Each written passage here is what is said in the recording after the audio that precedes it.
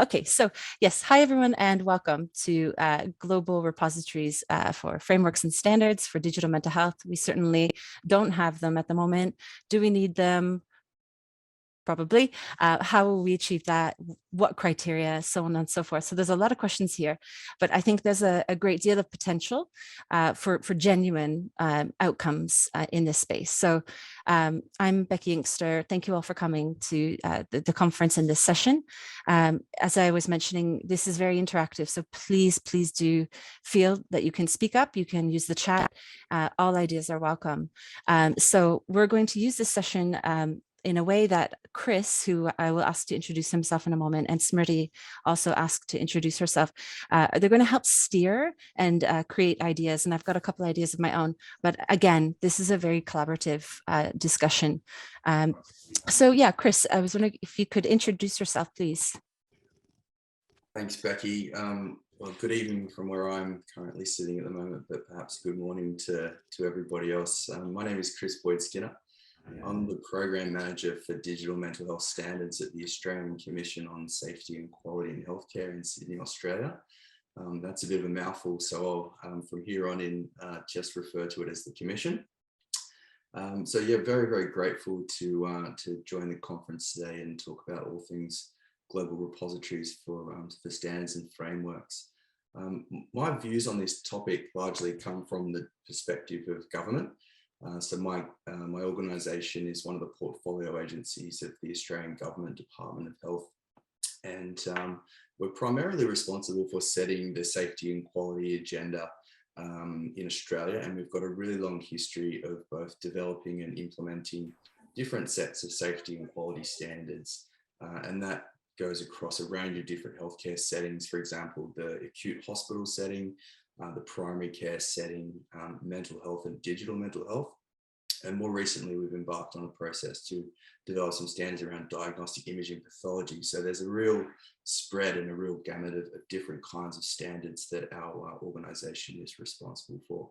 So in the context of digital mental health, our organisation is coming to the end of an almost 5-year project now, where we've worked to consult and develop, publish, and implement a set of national safety and quality digital mental health standards. And I hope we have an opportunity to talk a little bit about those in greater detail. But I thought, just in terms of opening comments, I might kind of touch on why standards and frameworks are important from the outset. So if we look at any type of healthcare, and not just mental health care, standards, clinical guidelines and frameworks are really central from my perspective to achieving 3 things. The first is that they are a very good mechanism for driving quality of care. So they have the potential to set a benchmark for service providers to reach in terms of really driving quality service provision. They're also a really good mechanism for improving the safety of care. So they can be a good way to provide clear guidance for both safe and efficacious practice. And thirdly, they're really fantastic at reducing harm to patients. And I think this group would absolutely know quite well what some of the risks are with engaging with tools in the online environment, particularly for our mental health cohort. So we know that there's lots of opportunities for exploitation of data and many other non-ethical practices going on out there in the system. So standards can really play a key role in either helping to reduce or potentially fully mitigate some of that harm to our patients. So coming back to people with mental health, substance abuse issues, and also those that are potentially at risk of suicide, they're a cohort of patients that have very specific needs. And I think we can safely say that they're often some of the most vulnerable people in our society. So standards, in my view, are quite a vital mechanism to ensuring that the care that's delivered to people with mental health illness meets those very specific and unique needs. Okay. Thanks, Chris. I'm going to hand it now over to Smriti, if you'd like to introduce yourself and raise a couple points. Thanks, Becky, and thanks, Chris, for setting the context around why standards are so important and what they bring in and the kind of safety they bring in for both providers and the end users. while using e-mental health services. I am the Chief Psychologist International for Wysa. Wysa delivers AI conversations which are CBT informed and guided, and we have a blended model where there are also coaches offering support to the users using the AI chatbot. Um, it's great that we had Chris, who's representing the government, and probably I can see myself representing the provider's perspective because I'm also a practitioner and also, somebody who's a part of e-mental health platform, service platform. I've personally faced some challenges while, we were setting up the service and we were trying to kind of looking at different best practices outlined or standards of care that were that are available, say, by the American Telemedicine Association or the American Psychological Association, BPS, different countries, different geographies, because we're a global platform and we were expecting clientele from different countries, businesses from different countries to come and approach. And I think the struggle that I personally experienced was in how to bridge the gap that is between what is mentioned in these different guidelines as I try to implement them in terms of practice statements. And I think that is something which I feel a lot of the providers, a lot of people who are offering these services could be struggling with. We're all well aware of the promise of digital technology, specifically how it's fulfilled or bridged the gap between end users and the service providers, specifically during the pandemic, which was like a big giant real world study that almost proved the case for digital mental health services to be indispensable. And there are roles are changing for providers.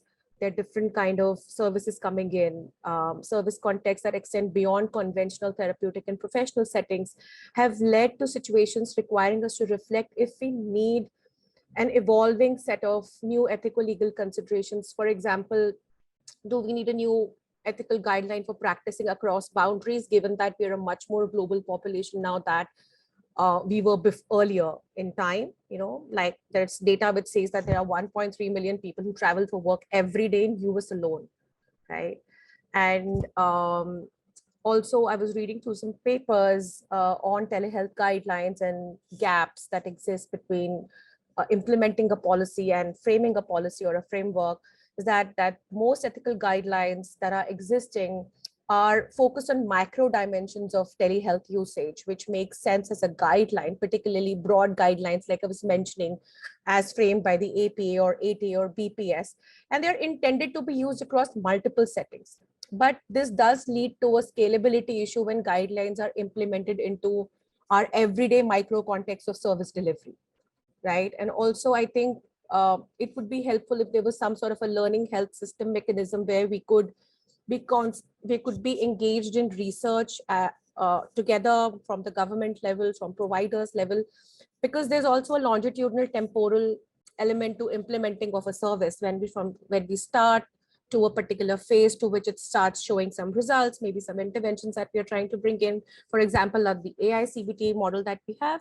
And then what is working and what is not working, what ethical guidelines are we able to absolutely implement, and it's helping with the purpose that it was intended for when we first kind of brought it in as a guideline, and maybe what else needs to be added to make the whole system more secure. Also, I think we cannot have separate guidelines for health informatics, mental health providers, telehealth providers, because at some point they're all merging. So it would also be helpful to keep in mind how we could bring these the fields that go hand in hand, yet may not be practiced by the same person or the same field. But because, like you said, Chris, we use patient data all the time. There's so much of data that's coming in. How is that data being used? Where is it going? Are the patients aware of it? It's not just about informed consent or putting up disclaimers to fulfill a checkbox that's there in that set of guidelines. I think I'll stop my blabbering here. No, thank you so much. Thank you both. I think that sets a context of possibilities and and a lot of things that we need to be reflecting on. What I got from that was just the gaps between the policy and actually rolling it out, and then feeding back about what was missing. So having almost not like a living document or merging things. So that's a big challenge, and it's not just literally a copy and paste into a repository. But I suppose as I'm going to add just a couple small points, put 2 links in the chat, and then ask everyone else what they think. But in terms of taking those first steps, because this conference is real world ethics, so we want to recognize the challenges of the gaps between policy and implementation, but we first want to create a space where people can go to find these things so that they don't constantly have to reinvent the wheel or waste time when their efforts could be better used elsewhere. So we are open to any suggestions, of course. 2, I would say, like interesting possibilities would be the Alan Turing Institute here in the UK has already been approved to set up a global AI standards hub. So it could be possible that we link in with that. We're not reinventing any wheels. We fit within a system that's already been funded, approved by the government. So that's one possibility. And I will put a link to a chat by Florian Holzbauer, who's leading that effort at the Turing. Who in principle thinks that it could be a good opportunity. And then the second is how I actually met Chris through the IEEE Standards Association on a subcommittee looking at data infrastructure and looking at the possibility of IEEE having an open source hub for us to also put this information. So I think those are 2 concrete places to take a first step or have conversations. So the Alan Turing Institute and the IEEE Standards Association. So, but having said that, that's just a small step. And I think we want to use this time to reflect on not only the global, but the national level as well and the local level. So I'm going to open it up to anyone who really wants to speak, and let's just have a discussion, and please put any links in the chat as we speak. So please, yeah, anyone who wants to speak.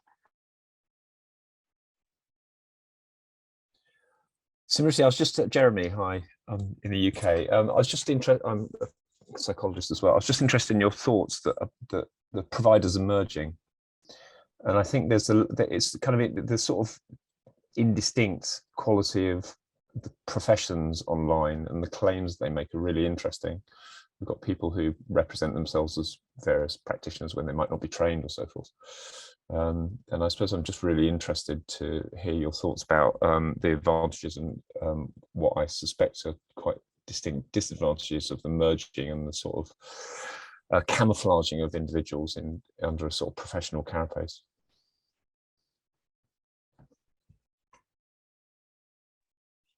Thanks for that comment, Jeremy.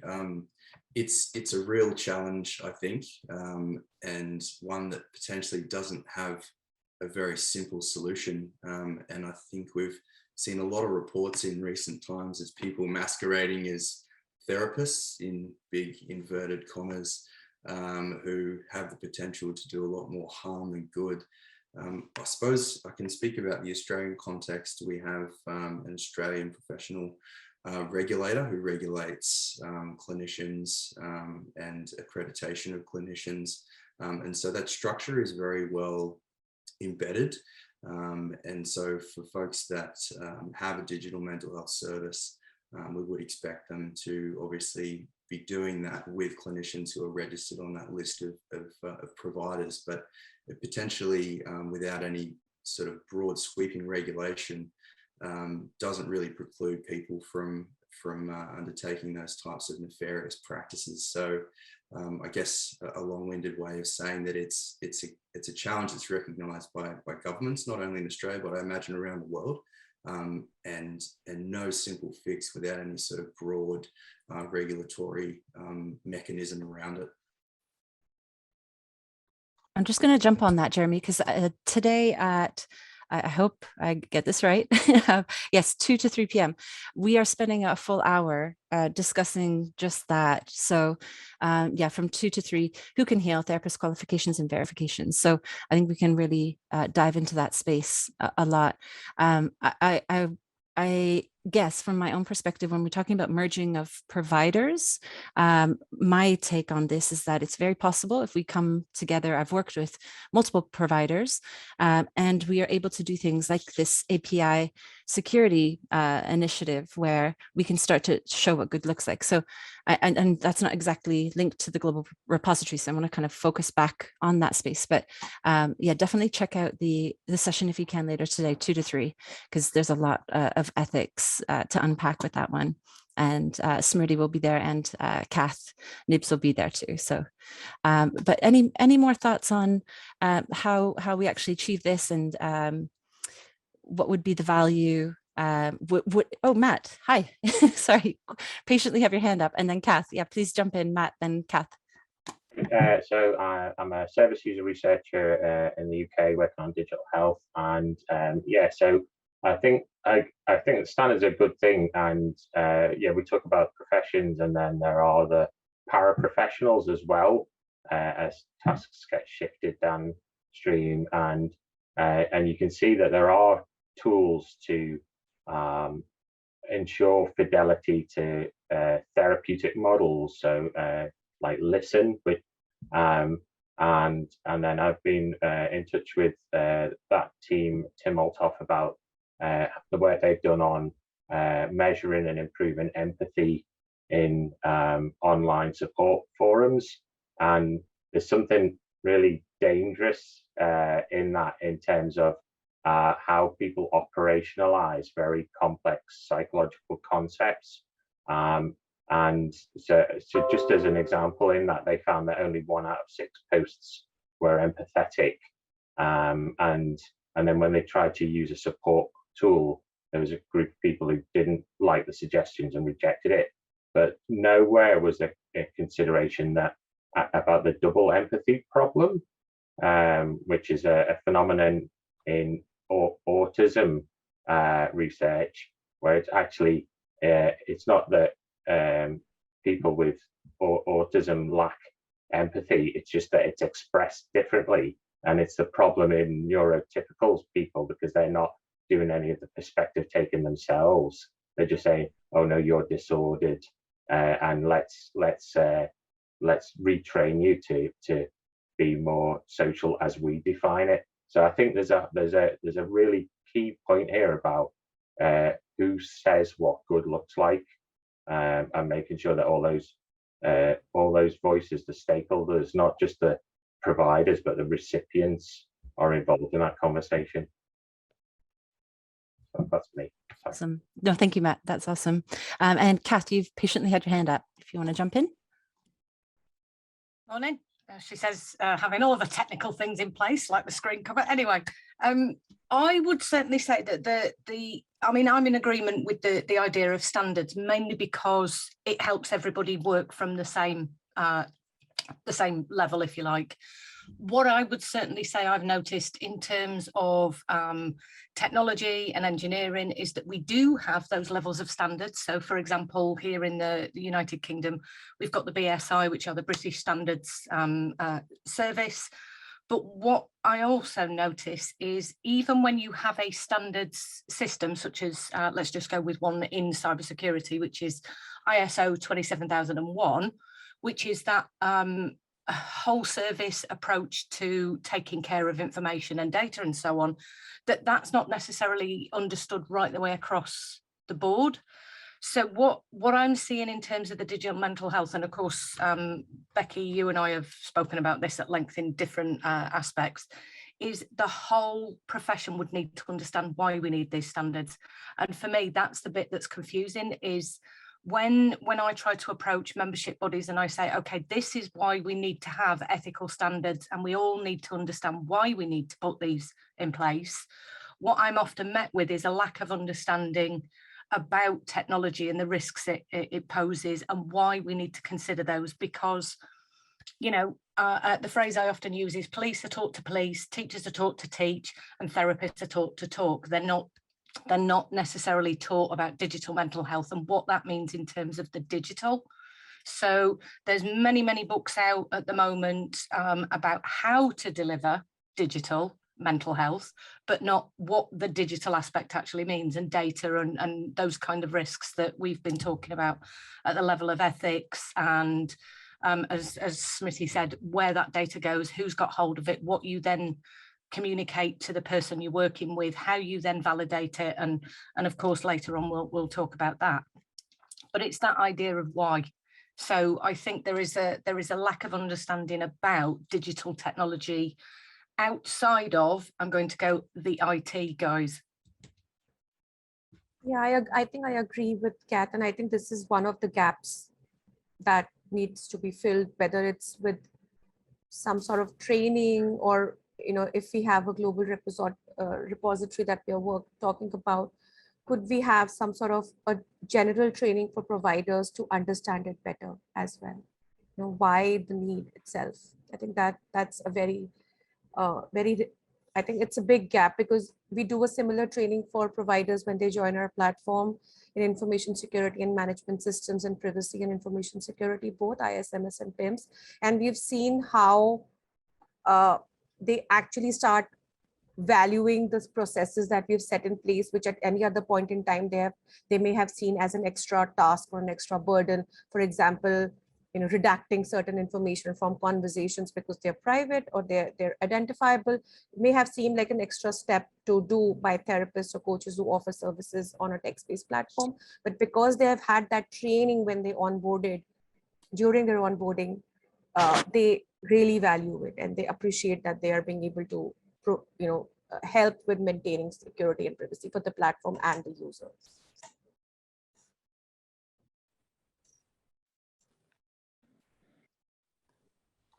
It's great. Does anyone else? I'm seeing some good links come through the chat.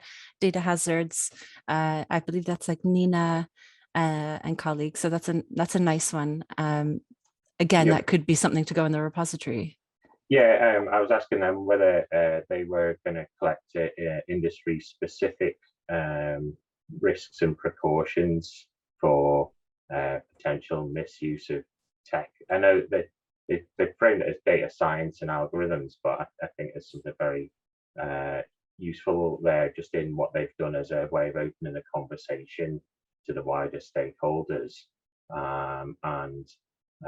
Yeah, so I really like that process, and we're looking at using it, and we've been doing work with the AI Foundry in Greater Manchester as well on using some of the Microsoft RRI responsible research and innovation tools as well. But it's that bit about the practical knowledge about what do you do when the rubber hits the road.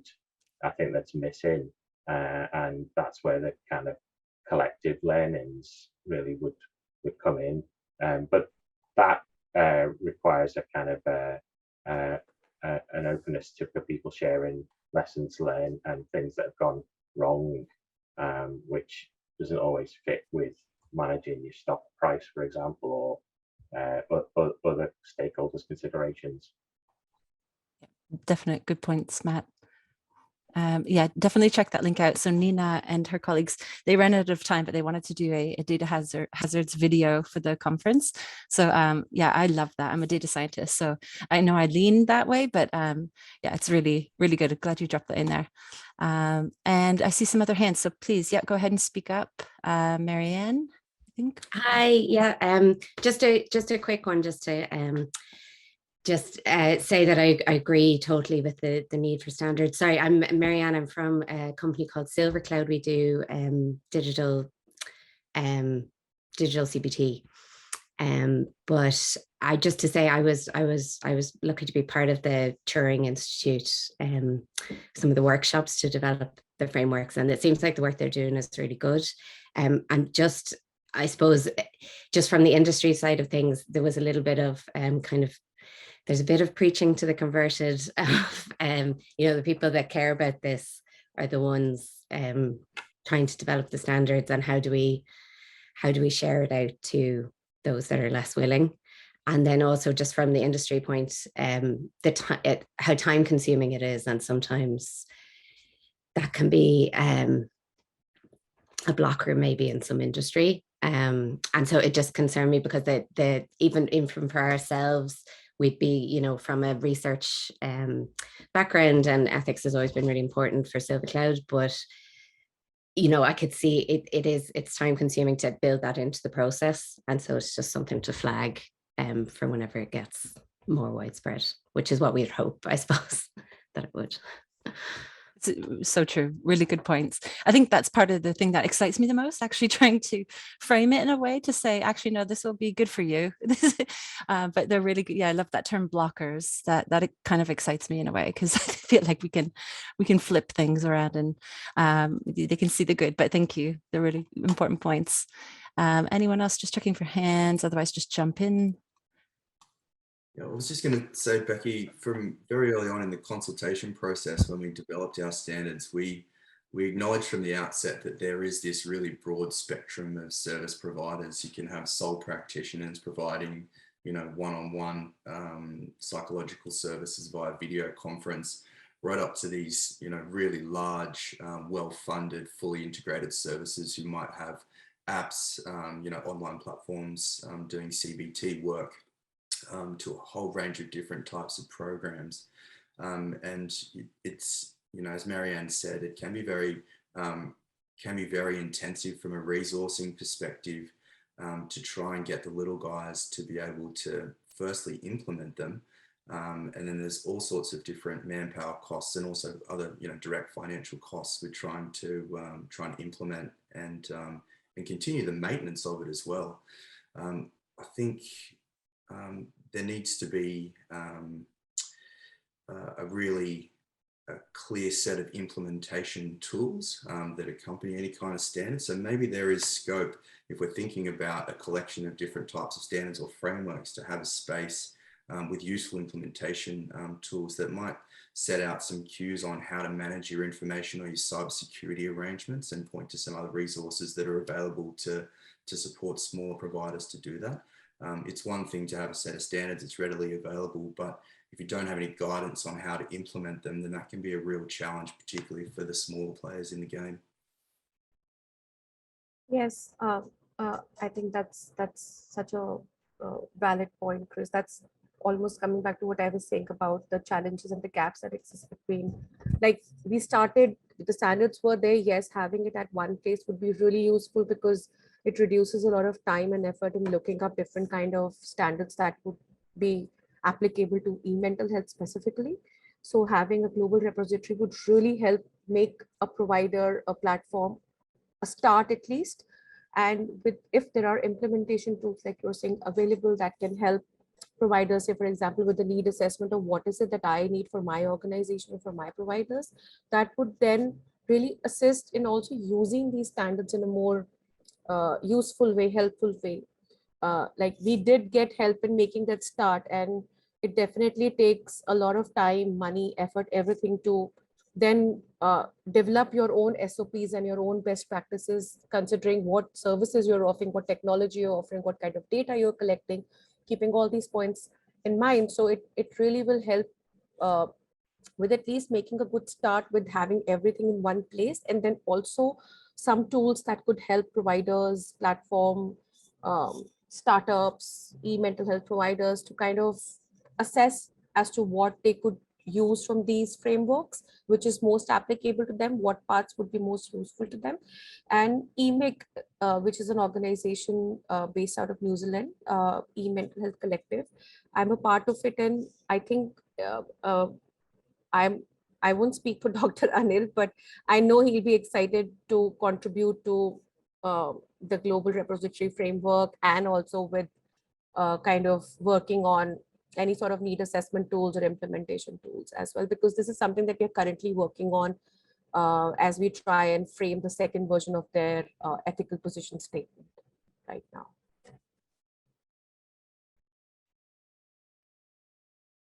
That's great.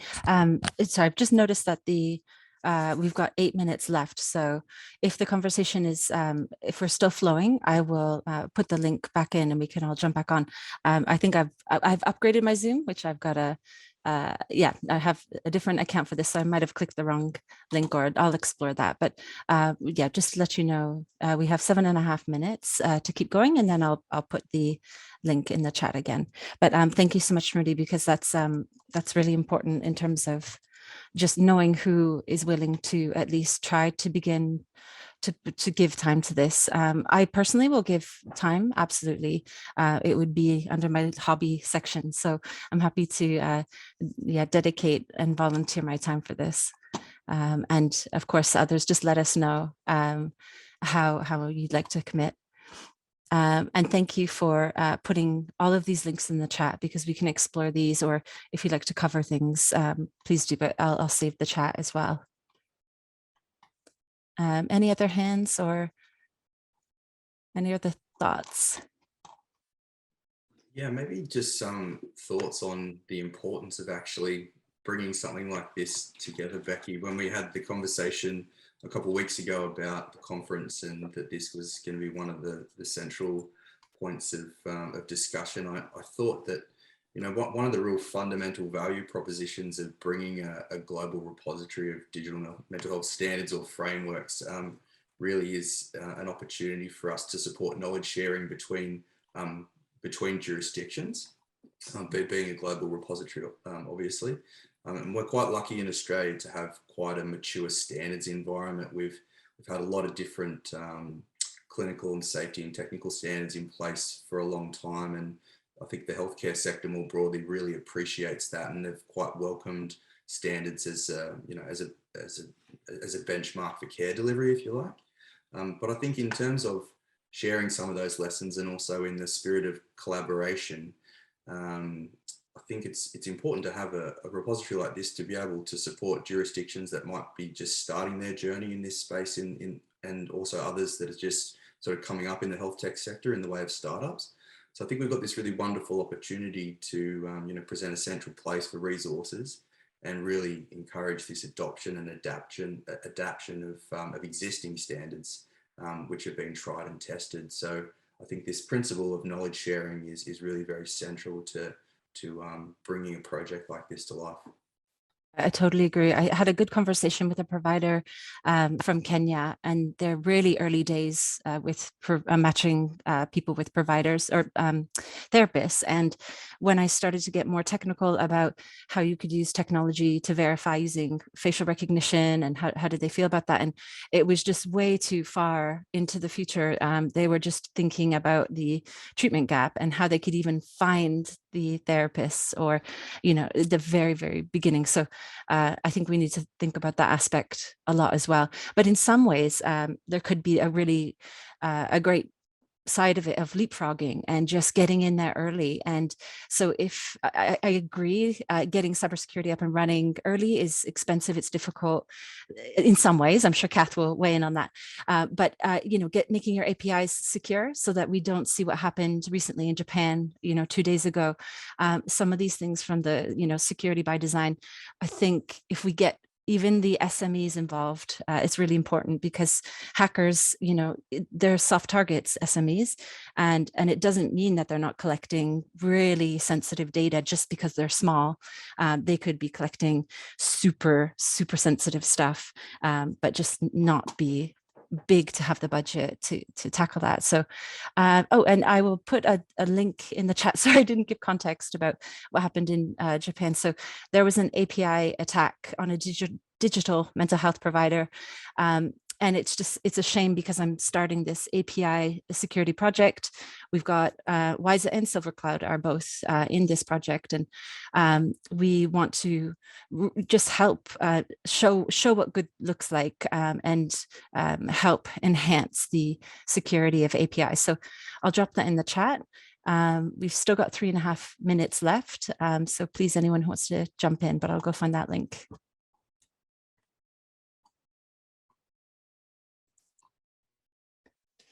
I was just going to mention the lack of involvement with clinicians in what are mental health apps or mental health initiatives. I've been involved in startups and been around startups and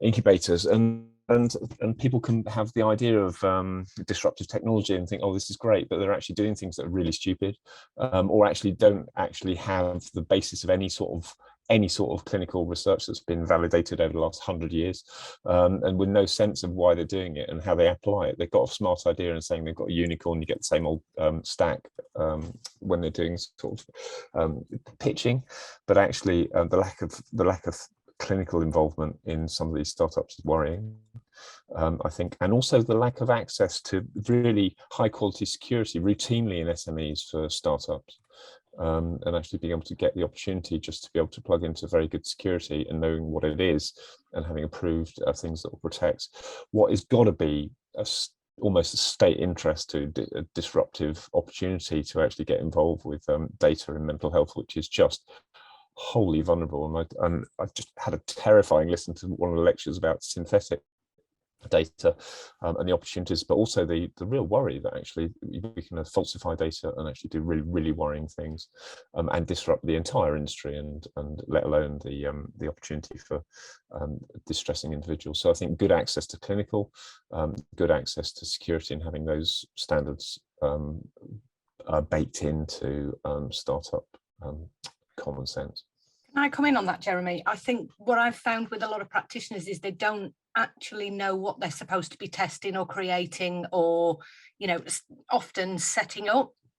And with people I know that have gone on to set up apps, and even ones that can be purchased on the App Store, is often people are coming from the position of this is how to carry out the actual intervention, rather than, and what is it that I'm designing, and what, you know, what territory am I going into? And I think more than often it's the language of the map and the terrain that confuses. So of course, most of the practitioners I speak to don't necessarily understand to the degree that I think would be helpful if they were designing the things to be able to then test them. And I'm aware that it's now going to boot us off. It's going to boot us off, isn't it? I won't pick up on that conversation, but likes on the App Store and not clinical validity. Indeed.